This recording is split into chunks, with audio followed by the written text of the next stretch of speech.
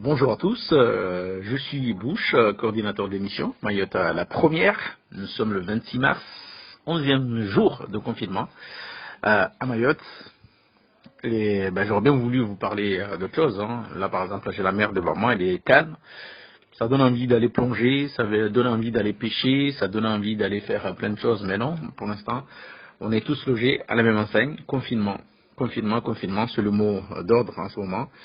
Restez chez vous. C'est ce qu'on fait, c'est ce que je fais avec ma petite famille. Ça fait 11 jours maintenant que tout le monde est confiné. Juste avant, les enfants étaient en vacances. Donc vous imaginez, ça fait pratiquement là, ça va faire pratiquement 4 semaines que les enfants sont à la maison. Certes, au début c'était des vacances, donc on pouvait faire des choses ensemble. Et là, depuis maintenant une dizaine de jours, on est à la maison. Les grandes comprennent. Mais la petite qui a 2 ans et demi ne comprend pas forcément pourquoi elle peut pas aller voir sa mamie à côté, pourquoi elle peut pas aller chez la nounou, pourquoi elle peut pas aller à la plage. Donc c'est très très très compliqué pour elle. Et d'autant plus que quand on voit que là dans notre village, le confinement n'est pas forcément respecté. Des fois on peut le comprendre quand vous voyez là où vivent les gens, dans certains dans 10 mètres carrés à 10, quand il fait chaud, c'est pas évident. Et puis il faut le rappeler aussi que nous culturellement à Mayotte on a l'habitude de vivre dehors, même si on a tout le confort nécessaire dans nos maisons, mais on a cette habitude là de vivre sur les terrasses, dans la cour de la maison, ou bien à l'ombre donc des arbres dans les villages, en train de vaquer à nos occupations, de refaire le monde, etc. Tout ça, c'est pas possible aujourd'hui, donc c'est pas du tout évident. Donc nous, les enfants ne comprennent pas forcément pourquoi les autres peuvent aller dans les rues jouer, et pas elles. Mais on s'organise. Et puis on s'organise également dans les cours. Moi, c'est vrai, j'ai la chance, ma femme elle est enseignante, donc on peut un peu suivre les enfants à la maison, même si c'est pas évident. Il y a aussi les collèges, l'éducation nationale qui s'est organisée pour rendre accessibles les cours en ligne.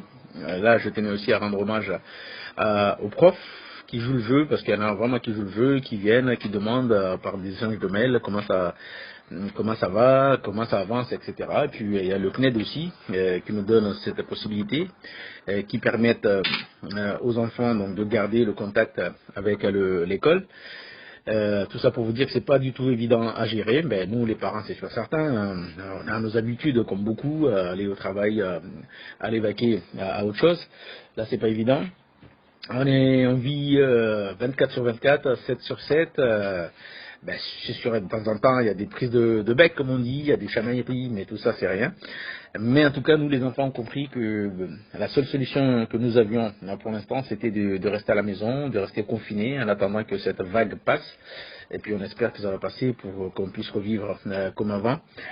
Et puis, des petits moments, franchement, de rire, où il y a une de mes filles qui devait aller chez le coiffeur, mais bon, connaissant la situation, donc la maman s'est improvisée, la maman et sa grande sœur sont improvisées, mais coiffeuse. Je peux vous garantir que on a passé des moments de rire énormes, parce que le temps de rattraper, quand vous n'êtes pas coiffeur c'est un métier. Donc voilà. C'est ça aussi l'autre côté du confinement. On a des petits moments qu'on partage, des petits moments de rire. Et puis ça nous permet également de nous rapprocher à travers des jeux de société, tous les Scrabble et tout ce qui va avec, tout ça, on a déjà fait le tour. Après les enfants aussi, c'est l'occasion aussi de les pousser à la lecture, c'est l'occasion aussi, c'est vrai parce que sinon ils sont devant la télé, ils sont devant les tablettes, c'est pas forcément une bonne façon aussi. Donc on essaie de s'organiser comme on peut, mais pour l'instant, le mot d'ordre, vous le savez, c'est on reste confiné, on reste chez soi.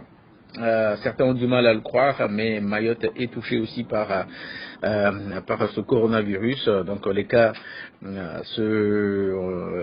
le voit, on suit aussi le bulletin de l'ARS qui nous tient au courant de l'évolution de la situation. Tous les jours, il y a des cas qui viennent se rajouter, malheureusement. Donc tout ce que je peux vous dire, c'est chacun reste chez soi en attendant des jours meilleurs. Ciao, à bientôt.